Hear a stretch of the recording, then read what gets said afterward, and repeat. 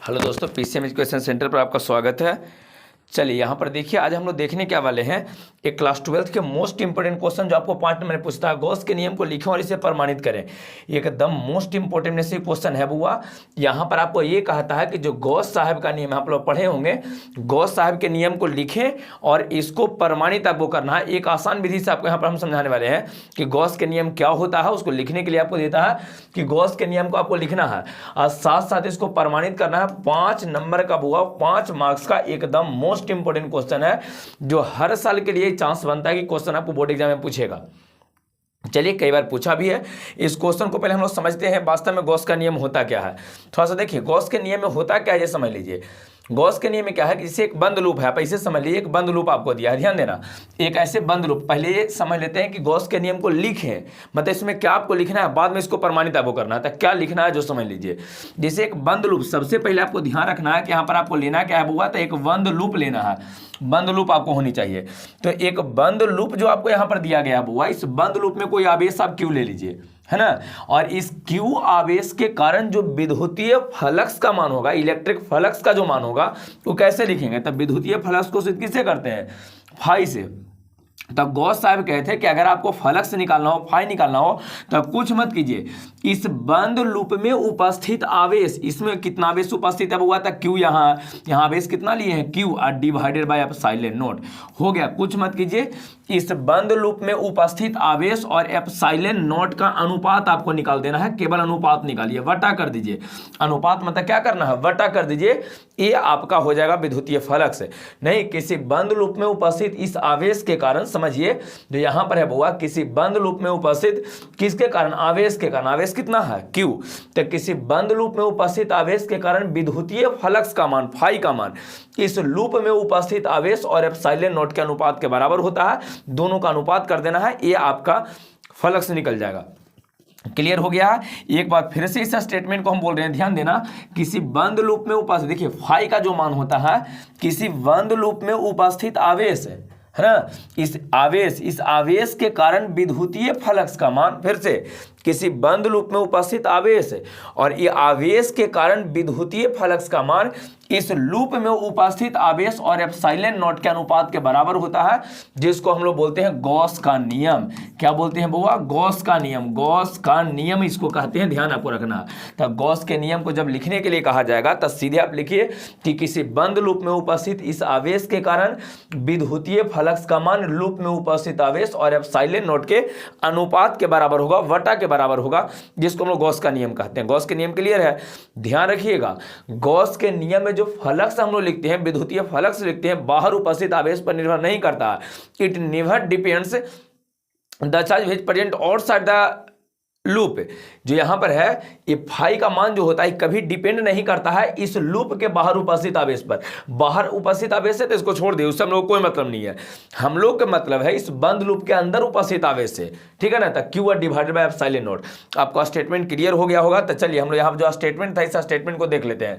यहाँ पर हम लोग स्टेटमेंट ले रहे थे बउआ कि इसका भाषा क्या रहने वाला। भाषा आपका यहाँ है, देखिए इस बंद लूप में आवेश कितना लिए हैं बउआ, क्यू लिए हैं। अगर आवेश हम लोग क्यू लिए हैं, तो क्यू आवेश के कारण विद्युतीय फ्लक्स का मान क्या हो जाएगा, क्यू बटे एप्सिलॉन नॉट हो जाएगा।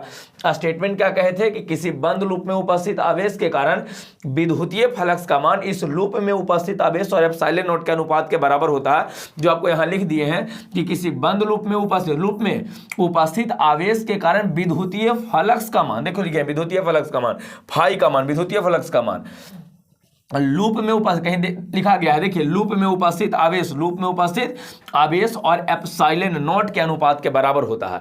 ये हो गया कि गॉस के नियम को लिखें। बाद में कहा गया कि प्रमाणित करें। जब क्वेश्चन आवे तो आपको यहां से शुरू करना, पहले चित्र बना लीजिए, फाई बराबर क्यू बटे एप्सिलॉन नॉट कर दो। अब बाद में स्टेटमेंट में आपको लिख दो कि किसी बंद लूप में उपस्थित आवेश के कारण विद्युतीय फ्लक्स का मान, फाई का मान लूप में उपस्थित आवेश और एप्सिलॉन नॉट के अनुपात के बराबर होता है। इसको लिख देना है। चलिए बाद में अब इसका प्रमाण हम लोग देखते हैं। तो प्रमाणित इसको हम लोग कैसे करेंगे, ध्यान दीजिए। ये सबसे महत्वपूर्ण पार्ट में से है। देखिए टोटल 5 नंबर के रहता है, जिसमें 2 नंबर आप उसको उसमें दे देगा। जो स्टेटमेंट आप लिखे हैं ना, 2 नंबर उसमें देगा, आप प्लस 3 नंबर प्रमाण में देता है। टोटल 5 नंबर आपका हो जाएगा बुआ। कंप्लीट है। 2 नंबर वाला चीज हम लोग कर लिए हैं। अब यहां पर आते हैं 3 नंबर वाला चीज को देखते हैं। तो देखो 3 नंबर जो यहां हम लोग प्रमाणित करते हैं, वो प्रमाणित कैसे करते हैं ये समझ लीजिए।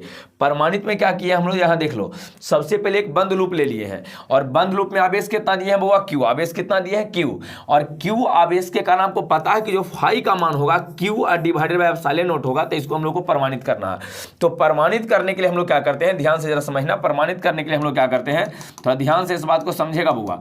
प्रमाणित करने के लिए सबसे पहले क्या लिए हैं, एक है ना आवेश ले लिए हैं, इसको एक बंद लूप में रख दिया गया। तो ये कहते हैं कि माना कि एक आवेश है ना, माना कि एक आवेश है और इस आवेश को एक बंद लूप में रखा गया। आवेश को कहां रखे हैं, बंद लूप में। नीचे स्टेटमेंट का आपका तरीका समझा रहे हैं, ध्यान देना। कहें कि माना कि एक आवेश क्यू है जिसको एक बंद लूप में रखा गया है और इसके कारण विद्युतीय फ्लक्स के मान को प्रमाणित करनी है या गॉस के नियम को प्रमाणित करनी है।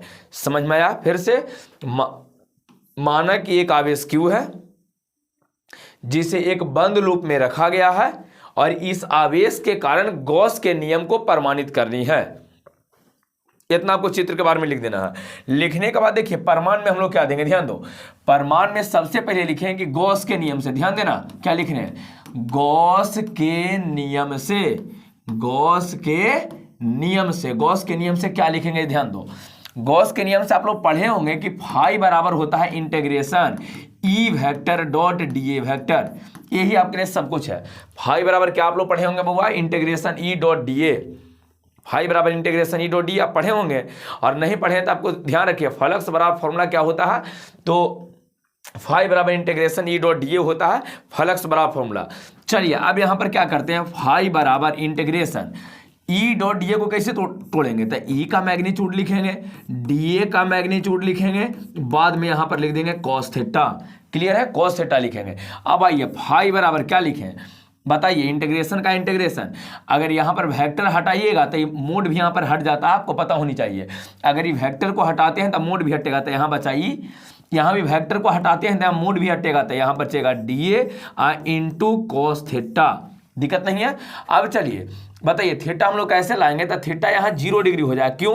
क्योंकि यहाँ पर एक बात आप खुद समझ लो बउआ, ये 0 क्यों हो रहा है जे बताइए। आप इस है ना, किसी भी आप इस डायरेक्शन में ले लो, अगर ये आवेश धन आवेश है तो इससे विद्युत बल रेखा बाहर निकलेगा और क्षेत्रफल भी बाहर रहेगा, तो दोनों का डायरेक्शन सेम है, तो थीटा बराबर 0 डिग्री। चित्र में इसको दर्शा लेना है। यहाँ आपका ई वेक्टर है, यहाँ एरिया है डी ए वेक्टर, दोनों एक ही दिशा में है। जब दोनों एक ही दिशा में रहता है तो थीटा का मान 0, दोनों एक ही दिशा में होगा तो थीटा का मान कितना, 0। तो यहाँ कॉस थीटा का मान यहाँ पर 0 आपको रखना पड़ेगा। यहाँ तक क्लियर है? क्या आपका आ गया है, देख लीजिए। तो आ गया है यहाँ पर, देख लो, फाई बराबर ई इंटीग्रेशन क्या लिखे हैं, integration E D A cos theta. Cos theta का मान यहां पर 0 हो गया है। तो अब बताइए यहां पर हम लोग क्या लिखेंगे, या अगला पेज में यहां पर ऐड कर देते हैं इसके जस्ट बाद। बताइए फाई बराबर क्या आया था, integration E D A cos theta. तो कॉस का मान कितना है बउआ, 0। अब आ जाएगा फाई बराबर, थीटा का मान 0 है ना, यहां पर आ जाएगा आपको ई कांस्टेंट है तो ई को बाहर करो, बचा क्या, integration D into cos theta. Cos 0 का मान 1 होता है, तो आ गया फाई बराबर ई इंटू डी ए, और डी ए का इंटीग्रेशन क्या होता है बउआ, ए होता है। अब चलिए सबका वैल्यू रखो है ना, फाई बराबर बताइए क्यू आवेश के कारण, यहां पर आवेश क्या दिया हुआ, क्यू। ध्यान दो यहां पर आवेश कितना दिया गया है, आपको जो पीछे प्रमाणित कर रहे थे इसमें देखो आवेश कितना दिया था, क्यू। यहाँ पर दूरी मान लेते हैं आर, तो क्यू आवेश के कारण आर दूरी पर ई का मान कितना होगा, विद्युतीय क्षेत्र का मान कितना होगा, ये आपको बतानी है। क्यू आवेश के कारण ई का मान कितना होगा, तो क्यू आवेश के कारण जो क्यू आवेश आपको दिया है इससे आर दूरी पर विद्युतीय क्षेत्र का मान क्या होता है, या विद्युतीय क्षेत्र के प्रबलता का मान कितना होता है बताइए। तो ए होता है सर 1/4 पाई एप्सिलॉन नॉट, क्या रहता है 1/4 pi epsilon naught q divided by r square, ये तो होता है। इंटू एरिया कितना होता है ये बताइए। गोला है ना, एक ऐसे गोलाकार करके हम लोग बनाए थे ना, तो गोला का क्षेत्रफल कितना होता है, अगर इसका त्रिज्या आर आपको दिया गया है तो गोला का क्षेत्रफल होता है 4 पाई आर स्क्वायर। तो यहाँ ई का मान रख दिए हैं, यहाँ क्षेत्रफल रखो तो 4 पाई आर स्क्वायर। चलो देखो 4 पाई से 4 पाई खत्म हो गया, आर स्क्वायर से आर स्क्वायर खत्म हो गया। तो इस वाले स्थिति में 4 पाई से 4 पाई खत्म, आर स्क्वायर से आर स्क्वायर जब आपका खत्म हो गया है, तो एक बात बताइए फाई बराबर क्या बचा हुआ, तो यहाँ पर फाई बराबर आपका बचेगा, ऊपर देख लो ऊपर कुछ नहीं बचा, 4 पाई से 4 पाई खत्म हो गया, आर स्क्वायर खत्म हो गया, बचा ऊपर केवल क्यू और नीचे क्या बच गया है देख लीजिए एप्सिलॉन नॉट। तो नीचे यहाँ एप्सिलॉन नॉट, यहाँ लिख देना है कि फाई बराबर क्यू बटे एप्सिलॉन नॉट। जो गॉस के नियम का स्टेटमेंट सेम था, देख लीजिए गॉस के नियम का स्टेटमेंट तो यही था बउआ कि यहाँ अगर हम लोग फाई लिखते हैं तो क्यू बटे एप्सिलॉन नॉट होता है, तो ये प्रमाणित आपका हुआ है। समझ में आया है बउआ? यहाँ देखिए कोई विशेष नहीं था, एकदम नॉर्मल सा थ्योरी था। इसको आप आराम से घर पे है ना प्रैक्टिस करके बना सकते थे। हम लोग शुरू यहाँ से किए थे। प्रमाणित करने के लिए क्या किए, एक बाहर इलेक्ट्रिक फील्ड बाहर ले लिए, एरिया भी आपका बाहर रहेगा, दोनों बाहर, थीटा बराबर 0। गॉस के मेन इक्वेशन आपका ये वाला है, मेन इक्वेशन यहाँ पर आपका ये है बउआ, इसको आपको ध्यान रखनी है। मेन इक्वेशन आपका ये वाला है, मेन चीज जो है आपका ये वाला आपका मेन चीज है। यहाँ आपको ध्यान क्या रखना है कि यहाँ फाई बराबर होता है integration E dot d A. E अगर याद है तो आराम से बन जाएगा, फॉर्मूला को आपको याद करना है। तो ई डॉट डी ए लिखे हैं, फाई बराबर इंटीग्रेशन ई का मैग्नीट्यूड डी ए का मैग्नीट्यूड कॉस थीटा लिख दिए हैं। अब यहाँ पर एक बात बताओ, थीटा तो 0 है, यहाँ पर पहले अगर हम ऐसे करते हैं कि यहाँ पर ई वेक्टर लिखे हैं और इसका मैग्नीट्यूड लिखे हैं, क्या कंडीशन बनता है, ई तो जेबे करेगा, हम तो जेबे करेंगे, साथ साथ लेके जाएंगे। तो जब वेक्टर हटेगा ना तो यहाँ पर मोड भी खत्म हो जाता है, केवल ई बचेगा, यहाँ पर केवल क्या बचेगा, ई बचेगा आपका। तो सेम चीज बाकी यहाँ वेक्टर हटा है तो यहाँ ई लिखे हैं, यहाँ डी ए का मैग्नीट्यूड डी ए लिखे हैं, कॉस थीटा लिख दिए हैं, थीटा का मान 0 है। तो अगला जो स्टेप था, अगला स्टेप में क्या किए हैं कि कॉस का मान यहाँ पर 0 रख दिए, देख लीजिए कॉस का मान 0, कॉस थीटा यहाँ पर लिखे, थीटा का स्थान पर 0 लिखे हैं, कॉस 0 का मान 1 होता है, ई कांस्टेंट था तो साइन ऑफ इंटीग्रेशन से बाहर कर दिए हैं। डीए का इंटीग्रेशन क्या होता है हुआ, तो डीए का इंटीग्रेशन ये होता है, अगर नहीं जानते हो तो ध्यान रखो, किसी चीज में इंटीग्रेशन लगाते हैं अगर उसमें डी, जैसे dx है तो dx का इंटीग्रेशन x हो जाएगा। आप सोच रहे हो कि सर इसमें तो इंडेफिनिट है, प्लस c होना चाहिए, वास्तव में डेफिनेट यहाँ पर रहता है, इंडेफिनिट नहीं रहता बुआ। चलो यहाँ पर जरा समझो, ई का मान कितना रख दिए हैं, तो ई का मान यहाँ पर देख लिए रखे हैं 1/4 pi epsilon naught q divided by r square, ये वाला रखे थे है ना। ई का मान है 1/4 pi epsilon naught q divided by r square, into last में एरिया था, एरिया का मान यहाँ देखो रखे हैं 4 पाई आर स्क्वायर, जो कर सकता था 4 पाई से 4 पाई यहाँ काट दिए हैं, आर स्क्वायर से आर स्क्वायर काट दिए हैं, ऊपर बचा क्यू और नीचे बचा केवल एप्सिलॉन नॉट क्यू बटे एप्सिलॉन नॉट। इसमें किसी को कोई दिक्कत नहीं है। देखो 5 नंबर का जो क्वेश्चन है ना, उसका हम एक प्लेलिस्ट बना देंगे, वहां से जो भी आपको 5 नंबर वाला क्वेश्चन है ना, मतलब 12th में जो पढ़ना है सबको हम डिस्कस करेंगे। 5 नंबर वाला क्वेश्चन, आज गॉस के नियम को हम लोग प्रमाणित कर लिए हैं कि गॉस के नियम को प्रमाणित करें और पहले लिखें और प्रमाणित करें। एकदम आसान था, कोई विशेष इसमें नहीं है, कोई बाहर नहीं है। आराम से आप इक्वेशन लिखिए, इसको प्रमाणित है ना सोल्व कर दीजिए, आपको आंसर आ जाएगा। 5 नंबर का महत्वपूर्ण क्वेश्चन था, इसको आपको ध्यान रखनी है। क्लियर है?